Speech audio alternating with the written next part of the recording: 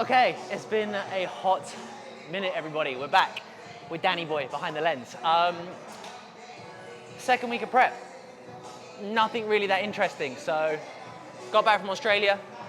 Literally just got back into what I was doing before Australia, which was like that little bit of a tidy up phase. Same calories, same cardio, same everything. Just the most important thing was getting back in here, getting running baseline equipment, getting baseline numbers for training. In Australia, I played around with a lot of training methods, and I played around with like technique and just like ranges of motion and things like that, what like setups felt good for my body. So now I can bring that here and just get better with it pretty much. And that's it. And obviously I added in my cycle again. So now I'm starting to feel a bit better, in other words.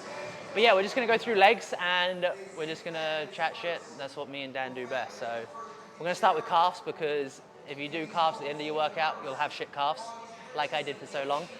So just make sure you do calves at the beginning of your workout. Whilst you've got the energy, get the boring exercise over and done with.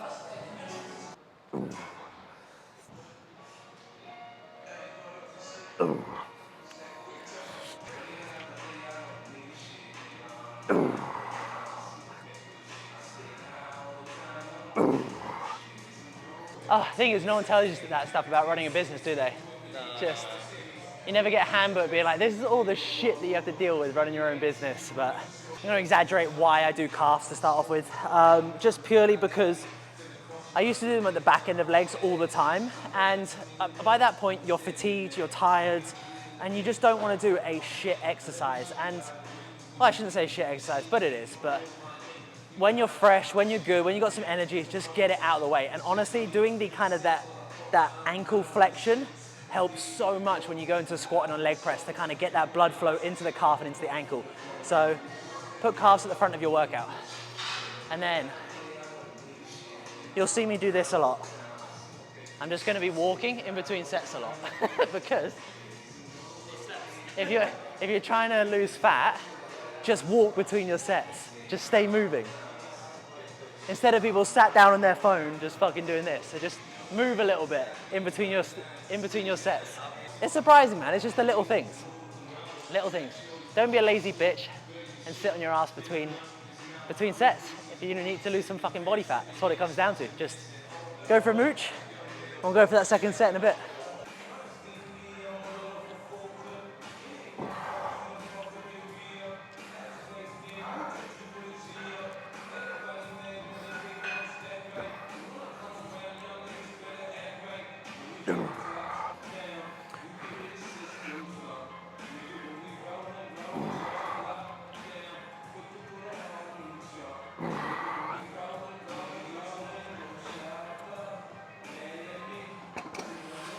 It's always nice having that focus of numbers again.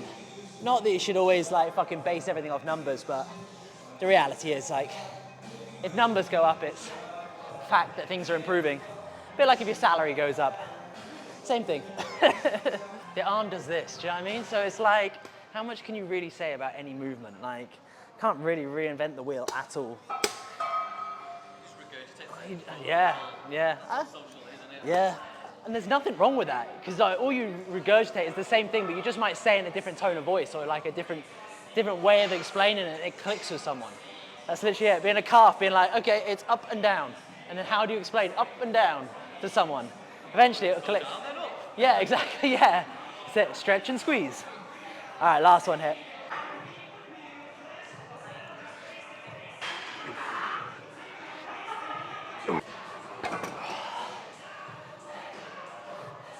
Best thing you can ever do with calves as well is just like, I feel like I've said this a lot from like looking at clients' training videos. It's just like, just stretch. Like learn like actually what a full stretch is. So like a bicep, a full stretch is here. Like learn how to just get that full stretch. And that's something that we'll be chatting shit about a lot more in this session. I think everyone goes through periods of like not knowing how to post or what to post, but you just have to like, because I'm not the most, I guess, well-spoken or like scientifically spoken. So like sometimes I know how to do it and I understand how to do it, but I can't kind of like speak. Yeah, I can't articulate it, exactly that. But like just try and, when you try and force producing content in a certain way, but just try and articulate the best way that you can. Because like, at the end of the day, you're not trying to like, fucking tell scientists how to get in shape, right? You're telling the average Joe, or you're telling like, how to tell an athlete to like, simplify something, or how to get in fucking phenomenal shape. How do you simplify it? And that's all it comes down to. It's just like, how do you just dumb everything down to like a 5th grade reading level, really? My machine's broken, guys. So we're gonna use this one. You know, when you're just in the swing, right? I'm gonna run these machines up, I'm gonna get fucking strong at them, and you're like, broken. So what do? Adapt and overcome. This is where people go wrong, but oh, look at that, that's confusing. Don't worry, no matter how good you get at this, machines still literally what it said, confuse me. So this literally looks like one of those, like, what's the vagina specialist? Gynecologist. I was about to say, it looks like you're getting it's a gynecologist. That's a very vulnerable position. Yeah, I'll stay side on. That's right, you might have to fucking, this works 1 by 1. So this feels very, very vulnerable. Do you know what the thing with adductors is? Like, I hear horror stories of people tearing their adductors. I'm scared. And I'm like, oh, but this is why you warm up well, kids. Make sure before every working set. That's me for hitting like my hamstring. Oh yeah. All I just picture, all I just feel like it's gonna snap. I do that at biceps now. Do you know why? Some fucker sent me a picture of him tearing his bicep. He went on a preacher code and just went pop. And you saw the bicep shoot up. You're like, nah. It's weird because I want like a little bit more stretch, but not that much more stretch. Because this is a new machine, we're gonna do probably like an extra couple of warm-up sets just to gauge your working weight.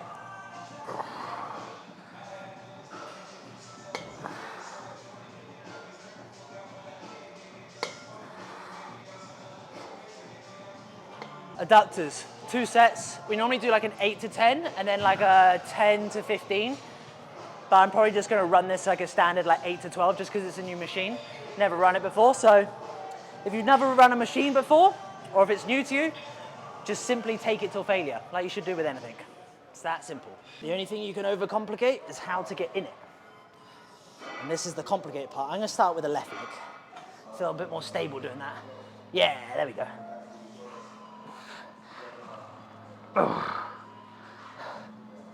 Any movement, rib cage, down. Stack your ribs. Screw kind of into my pelvis. Stretch, hold the stretch. Draw my knees in together. Oh, fuck, that's heavy.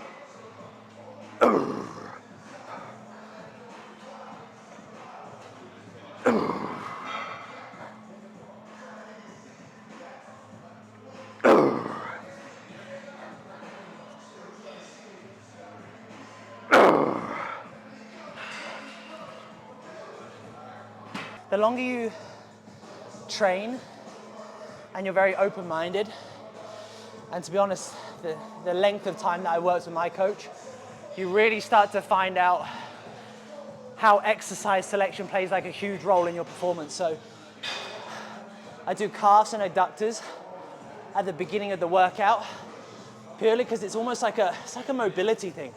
When I open up my adductors, when I work my adductors, I do my calves. It just makes me feel really supple to go into those squatting, pressing, and like lunge variations when it comes to the other leg movements.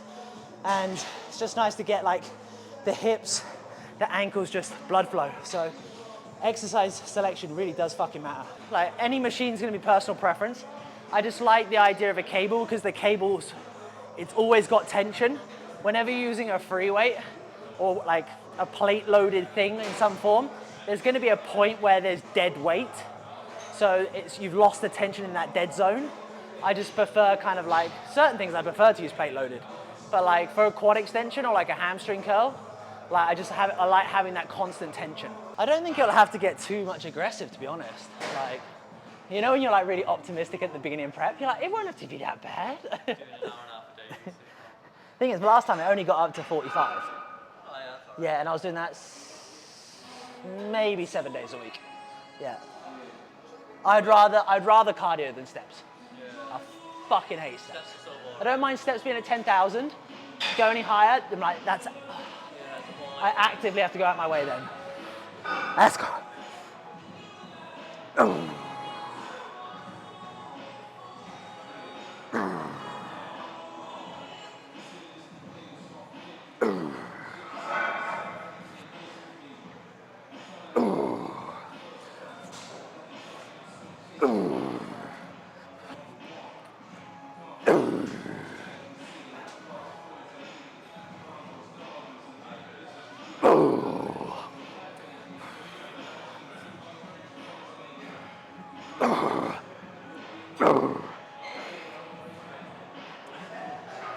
This is it. This is how you make your cardio more effective. Take your fat burner, go for a fasted walk, or vice versa. If you're not taking a fat burner, go for a fasted walk, 15, 20 minutes, half an hour, then start your cardio. So I have the lucky that I can do mine at an apartment gym. So I'll go for a half an hour walk, come back straight on the bike. Why? Because your heart rate's already elevated. Otherwise, that first 5 minutes of your 30 minutes of cardio is wasted. You're just getting your heart rate up there. And if you accumulate that 5 minutes over the days and weeks, you're losing out on a 30-minute cardio session a week just because you're spending that 5 minutes warming up. So get your heart rate elevated before you do your cardio. Same thing, so if you do cardio post workout, because it's great because your heart rate's already elevated. Yeah, from you working out. Yeah, so you don't have to worry about doing 5 minutes warming up your heart rate to get it to that 120 range, for example, then to start your cardio. Yeah, that's pretty much what I said. Fat burner, take Clen, go for a walk, 2 birds with 1 stone, yeah. Just done cardio. Yeah, oh man, that first day with Clen, you forget. I think last prep, I didn't finish high, maybe like 60 or 80. That's not bad. Yeah, I'm on like 40 now. yeah, I'm on, I just like, yeah. It's when they ask to do half, when your coach asks, can you do half a tab? And you're like, but then I got to cut the fucking tablet. If you do take fat burners or Clen, for example, and it causes you digestive issues, like for some people, just let it sit in the gum. Like let it sit in the gum, just leave it there and let it digest into the bloodstream instead of swallow it into your gut. It'll help with like digestive issues. Yeah, I think that's the quality of like anything else, is the quality of the product. Yeah. Yeah, it's the quality of product. I think it's like anything, if you find a good brand of anything, stick with it. That is honestly probably the nice thing about living here, is that everyone's very open about talking about it. Like, oh, like what brand of Clen or what brand of test do you use? And then it turns out we're all fucking taking the same thing. So you're like, okay, do you know what I mean? It's either my problem or it's its problem. Yeah. So, no, it just comes down to the product. Yeah, like whatever's worked for you, why would you not keep doing it? This is what I don't like fucking fathom when people like change or do something different. You're like, if something works for you and you're seeing a result from it, why the fuck would you change it? And like, don't follow the fucking sheep just to hope for like, there's a fancier solution on the other end. Like, fucking hell, that's what's mind-blowing when people are in such good rhythm and they're completely transforming their physique, and then they get diverted because they see something shinier that can maybe take them that extra 10%. Trying to get that extra 10% will cause you more damage than actually being like at a good 90%. Yeah, everyone's obsessed with peptides, man. So like, I mean, the thing is, I'm the worst person because I've never taken one, so I don't know. I feel like... I've heard the really good evidence for like 4 out of the 600 that are there. The only time someone should be using a peptide or any form of assistance is, honestly, in my opinion, it is at the top 5 or 10% of athletes. Like, that's it, literally it. Like, because you can get in phenomenal fucking shape by doing simple fucking shit. Like, it's just become fashionable. It's just become the easy way, the better way. When actually, the more stuff you add in, there's more things to consider and there's more things to go wrong. Like, there's more variables to like, oh, is it this, this, and this? But if you can get phenomenal results by doing this, and you just add in this, boom. But when you've got all these variables to pick from, how do you know what's working, what isn't? Don't have a seated hamstring curl, guys. This week, apparently, we get a seated hamstring curl. Then we can finally do seated hamstring curls. I know, man, I can't wait. I love a seated hamstring curl. Yeah, man, there's so much stuff out there, man. It's like, even starting this prep this time, I said to Cam, I was like, okay, we're going. Like, what do I need? Like, what I finished on. Yeah, that's it. Like, even now, like, last time can't remember. Last time I actually ran Tren the whole time. Run. Tren the whole time. Yeah, but like, very minimal. And Micro. yeah, very, very minimal. I think 100 maybe per week. But also I've like, looking at my bloods and stuff like that, I'm someone that can really process gear really fast. So like 4 weeks post-show, like it was like normal bloods, like nothing ever changed. So like, it's just down to the genetic kind of components of you. Like some people can just process gear really fast. Some people get more side effects and things like that purely from a genetic breakdown of you. So, but yeah, this time it's literally just test, primo, clean. Have you ever had to take an aromatizer? Yeah. Not much though, probably like half a tab a week, something like that. Yeah. Well, I was on Masteron. Yeah, that helps. In my prep last time, I added in an aromatizer just because I started getting a bit of a lump, a little bit of gyno-y lump. But I added it in and obviously I caught it early, so like probably like 3 or 4 weeks on it, it was gone. So, I don't get like sensitive. no, that's good. I did. I remember going on chest supported row, I was like, ooh. Yeah, no, I don't. Yeah, that's good. It's funny, isn't it? Like side effects are always going to be so different for every individual.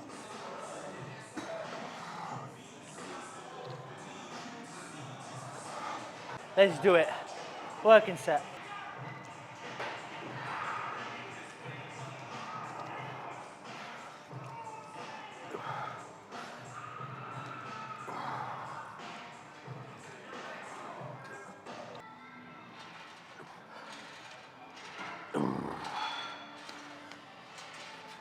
A single or like lying hamstring curl. Just focus on keeping like the hips stable. I wouldn't really focus, like loads of people say like, oh, force your hips into the bench. I wouldn't really think about it like that. I would try and just think about keeping your quads tight down onto the machine. And then kind of just let your hips naturally do what they want to do. Because if you're constantly pushing the quad against the pad, I think it's still going to do the same fucking job, to be honest. Like, let your hips kind of go where they want to go. And don't really stress too much about your hips moving too much, unless you're fucking swinging it around.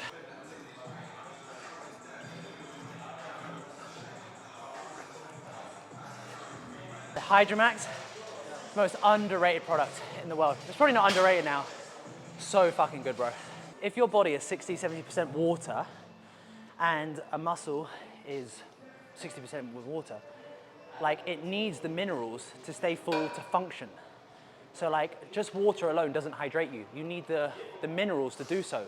So electrolytes are literally the foundation of that, of hydration. Huge difference from like muscle fullness, fucking wild. So it's really good to do it. Like that month of not taking electrolytes, then literally 2 weeks in, taking it 2-3 times a day, the muscle fullness is wild.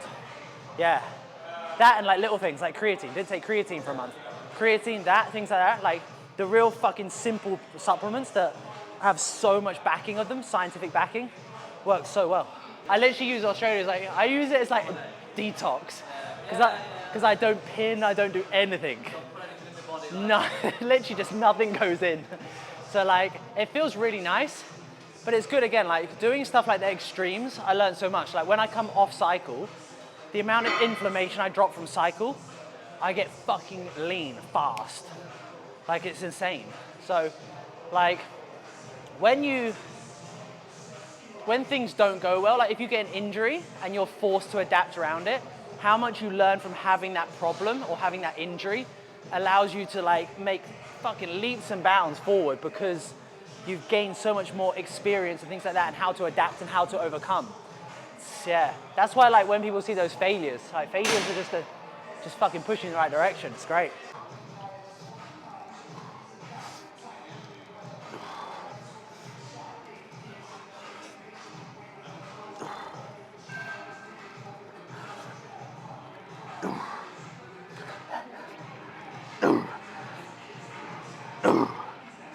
Very interesting prep. I've never done a short one. Fucking 14 weeks out. 14 weeks. Yeah, but then I kind of did pre-prep from January just pre-Australia, and that got 10 kilos off. So Big show. yeah, so if I've got 10 to go again, so if I've got 20 kilos of fat to come off overall, it's 10 weeks. I've already last week I was 98, and today I was like 96.5 or something. So, but then in my head I'm going off my last stage weight. My last stage weight was 83. Yeah. So obviously I've grown, but if I was, Shouldn't get that low though, right? it's hard to know. What about if I'm 83 but just conditioning is fucking wild? Yeah. Do you know what I mean? But look completely different at 83. Ideally I don't want to be because I'm competing against guys that could be 92, 93. Yeah. That's the worst thing about being a little bit taller. It takes me a lot longer to build muscle. I'm not a big guy, so it takes me a while to really build muscle. And when you're going to be competing against people that are potentially 92 kilos, ideally I'd like to be, if I was 85 to 87, 88, depending on the look, I'd be really happy. Yeah, of course, if you compete at anything, you compete to achieve something. So obviously the goal is obviously to turn pro. Of course it is. Why else would I do it? But even me saying that, it's a weird thing that goes in my head saying you probably can't. So it's really bad mentality, but then that thing's kind of the reason I want to do it, to prove myself wrong. And that's kind of how I've always worked. Because I was really bad at school, and I knew I was bad. So I always wanted to find something that I was good at to get really good at it, and that was in kayaking. And then obviously now it's this. I want to prove that I can build a great personal brand and business and great physique, but purely because in the back of my head, I don't think it's possible.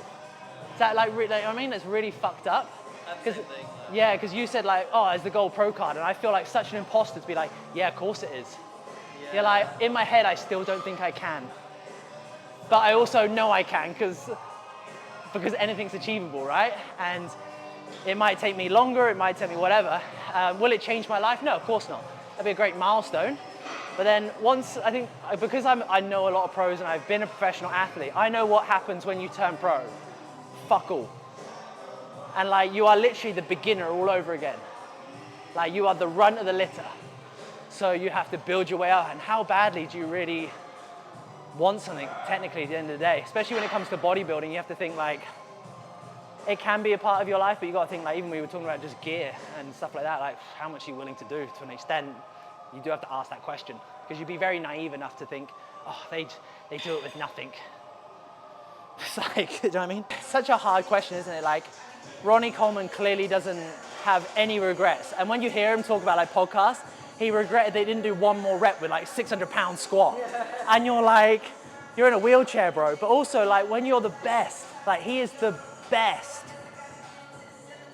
It's a bit like Cristiano Ronaldo. Will you ever be oh, do you ever regret sacrificing so much time for football? I'm bro, you are the fucking literal GOAT. It's insane. It's insane. So you got to remember that 99.9% of us will never be able to do that. And I don't really want to put 600 kilos on my back either, so I'll let him do that. I need to get some weightlifting shoes.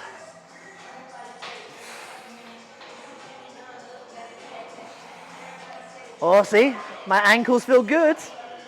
You know why that is? Calves.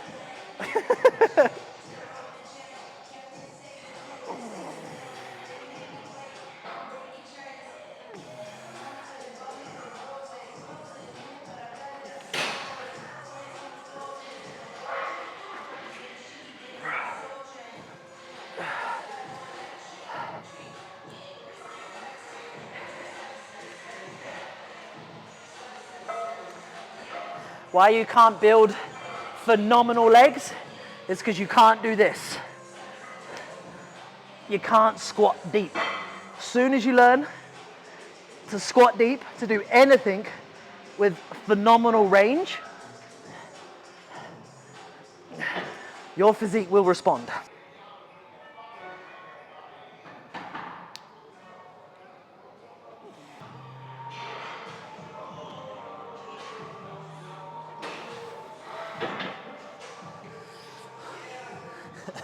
I did this last week. I did this last week, like my first session back, and I was like, yep, I had 6 plates on, so I'm gonna fucking go back to 6 plates. Dude, I lifted this thing off, and literally, you know, you just felt like it was just burying you. I was like, fuck. I was like, oh, fuck. And it wasn't like, I wasn't even keeping it in my quads. It was like my hips and knees taking all of it. It was horrible. So, let's see how we do. Oh, that was the only time where I like stalled out on what to say. Completely stalled out what I was gonna say. Serious face. In a fat loss phase, no matter what you do not get weak. Do not think higher rep range. Muscle is your biggest thermogenic. It is your biggest fat burner. You gotta keep focused, getting strong. None of that made sense. I'm gonna try and get a good reel out of this. Third time luckier. I can't imagine doing this as a job, man. Like shooting just reels for people must be fucking so annoying. So, you don't have to do that, it's fine. I'll do raw shit. In a fat loss phase, no matter what you do not get weak. Muscle is your biggest thermogenic. It is your biggest fat burner. Your training program does not change. Your rep scheme does not change.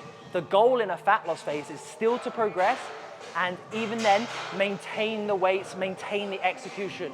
Don't fucking cave to the weak mind where you don't have the fuel, you don't have the energy. Stay strong. It's your biggest fat burner. Oh.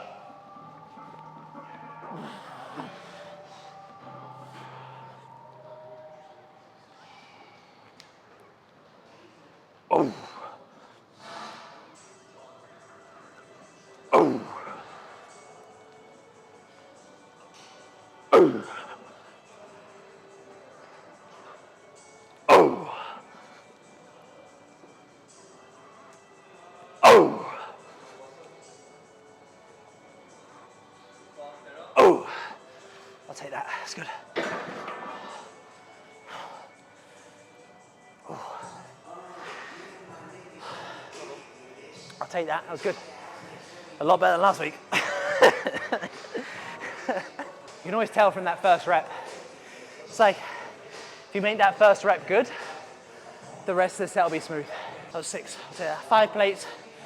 We'll go higher reps. We'll go to, I said to other Dan, trainer Dan, we'll get all 3 of us and we'll go to Oxygen, something like that. That'll be fun. Yeah. I've not been there in ages, actually. No, I've been there. It's good for a day out. Like, take your laptops there, because a day pass is what, 100 or 120?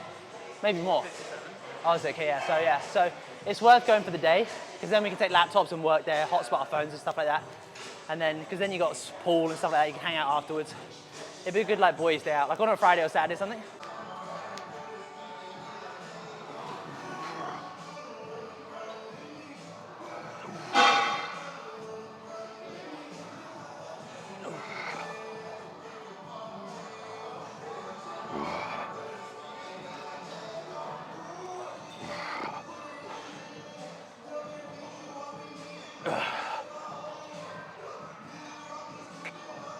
Oh. Hey. Oh. There you go. There you go. Oh.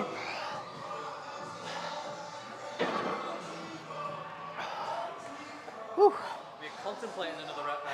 I was, I saw you think about it for a sec. I was a little bit. That's all right.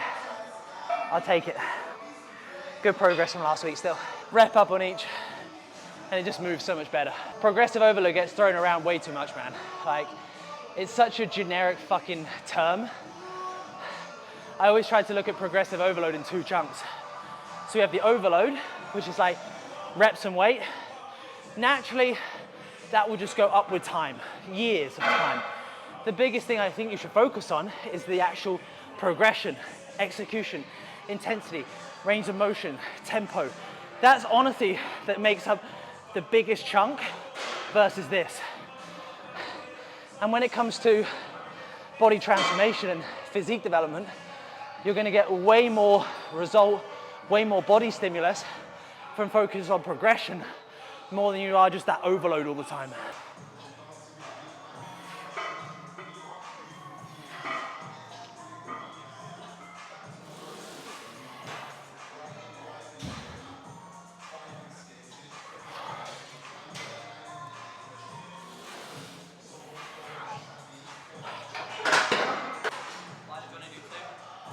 2 what? Reps. I'm fucking big, don't need to do any more. That's the attitude you should have towards winning your pro card. Can fucking do it. I just wanted to feel out the weight, to be honest. All right, foot positioning on a leg press. Where should you put them? It fully depends. Honestly, the easiest way to do this is in kind of that squat stance, hip distance apart, toes slightly turned out. And honestly, the foot position just comes down to making sure you can get a full range of motion whilst keeping the heel flat down. You just want to mimic a squat. Almost think about your calves coming onto your hamstrings. Boom. That's as simple as it comes. If you want to isolate your glutes and hamstrings, I feel like, let's do 3 reels here. Let's do this. 2 foot positionings on a leg press just to make life fucking easier for you. The first one is going to be that squat stance. The easiest way to think about this is making sure the feet stay flat on the platform whilst getting a full range of motion. Ideally, just get your feet as low as you comfortably can on the platform whilst keeping your heels flat down. Come as low as you can whilst making sure the lower back and heels stay down. Boom. Super easy. Just get really fucking good at mimicking that squat pattern in the leg press. Ladies, where should we put our feet on our leg press to target our glutes and hamstrings? High and narrow. Why? Simply because when the feet come down, you're going to get more stretch into those glutes and hamstrings.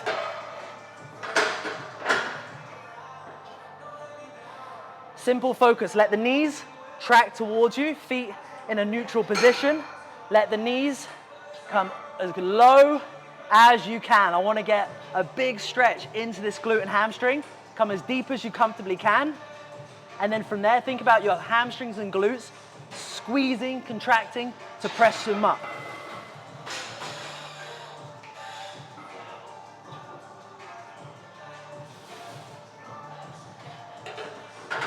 By having the feet high, it eliminates more knee bend. The more knee bend you get, the more quad. So if we can take our feet in that nice narrow and high position, it stops as much knee bend, so it stops the quads from engaging as much.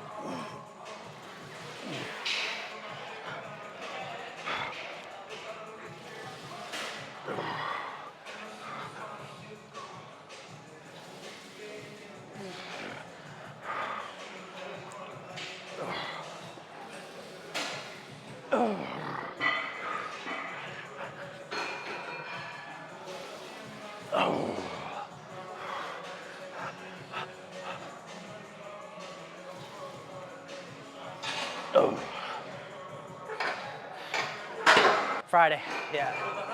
It comes back Friday, yeah. Yeah, man. Yeah, it feels like ages, but not really, I guess. 2 weeks, I think 2.5 weeks since I've been back. Just feels longer. Yeah, it's a weird, yeah, when you live every day, like literally the same lives as someone, you literally, the only time that I'm away from her is when I get up in the morning for my morning routine. Otherwise, we go have coffee at the same time, train at the same time, work at the same time, everything. So, felt a little bit weird to start with. Felt like a little bit anxious, like I didn't know what to do. And it's nice being away from someone. It makes you really miss them and like, actually like really cherish them, because when you're with them all the time, you take people for granted so much. Change that kind of mindset.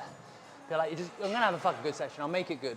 Like, there's always ways to get the best out of a session or get the best out of something.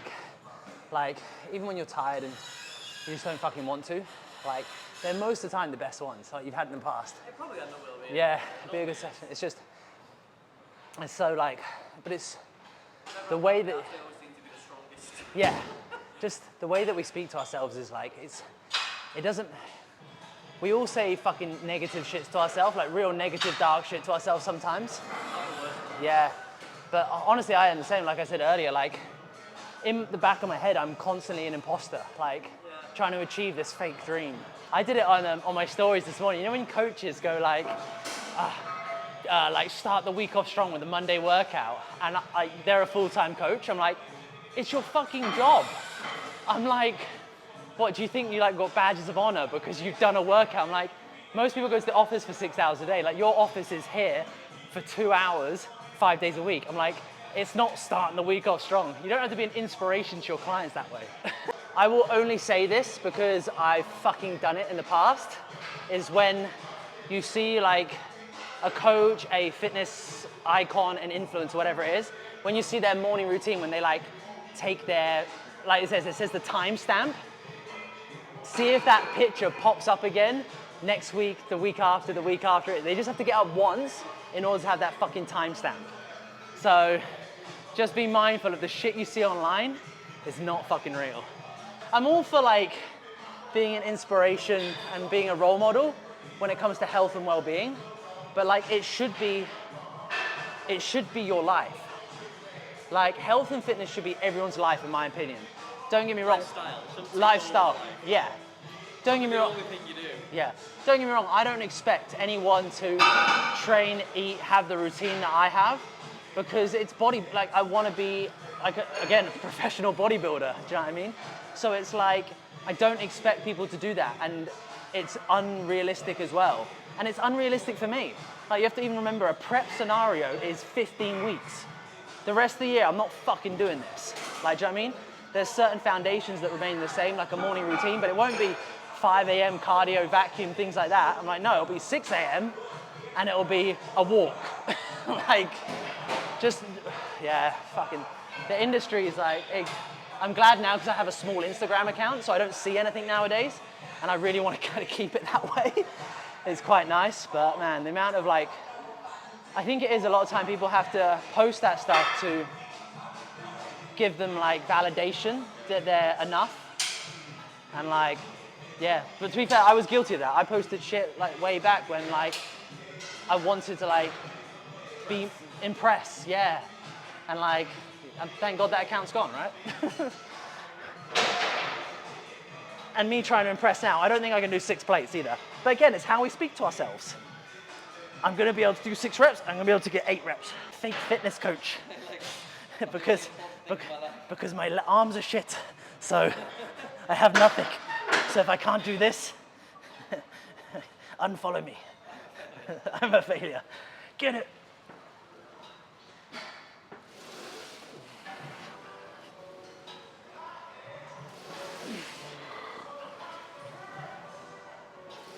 Don't be a failure, Brandon.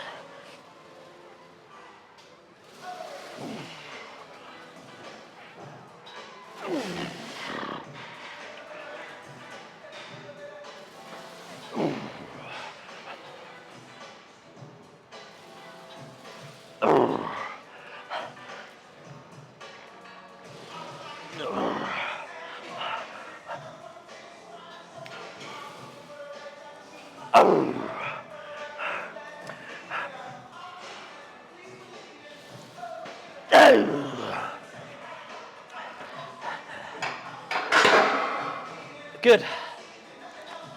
I don't have to be a failure. I'm terrible at fucking speaking today. Terrible at speaking today. That's kind of a word. No, that's good. Probably best, to be honest. Okay, YouTube, quad extensions. We're gonna do 2 sets. They're both gonna be like an 8 to 12 rep range, but I'm just manipulating the load here slightly. If you're using a prime piece of equipment, honestly, like, don't fucking overcomplicate it. Just load it in the middle point. Like, playing around with the top load and bottom load It's more advanced. You don't really need to worry about it. Do I even need to worry about it? No, but I do just prefer the setup of top loading this, especially after I've done these two big quad movements. So I'm pretty much mostly loading the top. At the bottom of the movement, it'll be its kind of strongest. And when I go to contract the muscle, it'll be its lightest because the weight drops off at the top. So that's pretty much how it works, but just load the middle of the machine.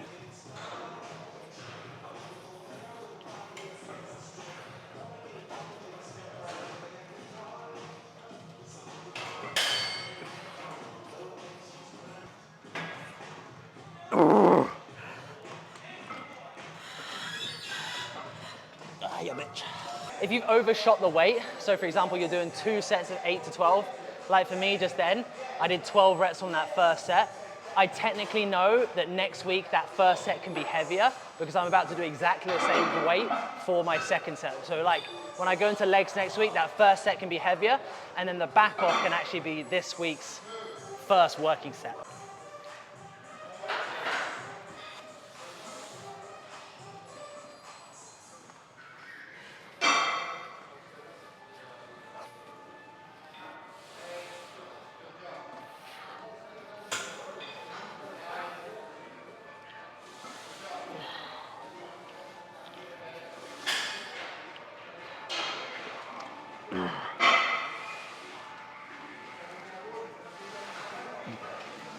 Oh yeah. Last exercise, guys. We're doing deficit Bulgarians. I can honestly say I only do 1 set of this every week and I have done the same training split for a long time. A fucking game changer movement. For simply glute, hamstring, quad development. Like, personally, I think it's superior than a standard Bulgarian just because you're getting that extra range of motion. It is slightly more advanced, but I do recommend adding a slight deficit to your Bulgarians to get a little bit more bang for your buck. You have to remember is anything where there's some form of hinging mechanics, you're naturally going to work your glutes and hamstrings a little bit more. I want this to be a bit more of like a squat pattern. So I want to come directly down underneath the bar. Females, ladies, if you want to get a little bit more glute and hamstring development on your Bulgarians, you can slightly get a bit more of a hinge with it.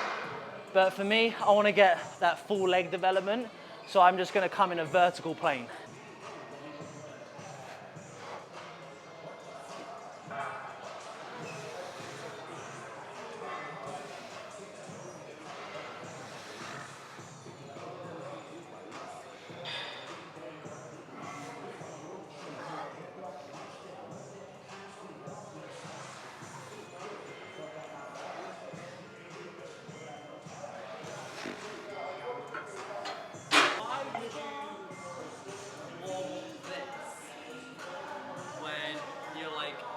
At the end of a leg day, and like Yeah. you've already been training like why do you need to get more of your warm? Like you've just been training for like an hour, you know what I mean? It's not really like a warm-up from a muscular standpoint. Or just to get familiar It's with more of like a, I don't know, like neurological. So like you get the movement pattern. Like I'm literally just doing that 2 reps on each leg. Done. to feel it. Just to feel that weight. Like, cause I know I did whatever, 65 last week. I did 8 reps. Okay, cool. I'll just do 60, 1 or 2 reps. Let me just feel it out. Like again, like I did just the bar before, just to find where I want all the equipment to go. And that's literally it. It's not an actual warm-up. It's just a psychological warm-up a lot of the time. And I guess like neurological, I guess that's the right way to put it. And it's just that side of it, because it's like, I don't need to be warm technically. More just like the steps up, getting comfortable. Yeah, yeah, and even just to see like, and I still believe as well, like now psychologically, I know the movement pattern. Those muscles are like, okay, that's what we're doing next, because psychologically I put that in place. If I went straight into it kind of cold with that working weight, I still think the risk of injury would be higher as well. It's also really nice to do Bulgarians at the end, because you gotta remember everything that I've been doing today is shortening the quad. Like everything from leg pressing, quad extensions, everything's been shortening this muscle. So now when we go into Bulgarians, we're actually opening up this hip flexion, this quad. And I just believe that for overall health of joints and muscles, just stretching everything out at the end, it feels really good. And it's really important to work these hip flexors to build symmetry still, because years down the line, there can be slight imbalances build up. And when you have more muscle and there's slight weak areas, injuries can occur from it. A bit like people that don't train their adductors and don't train their glutes, obviously suffer with a lot of like lower back issues and stuff like that. So it's definitely worth making sure, like if you're constantly shortening something, to at least at the end of the workout, think about something that's going to lengthen the muscle.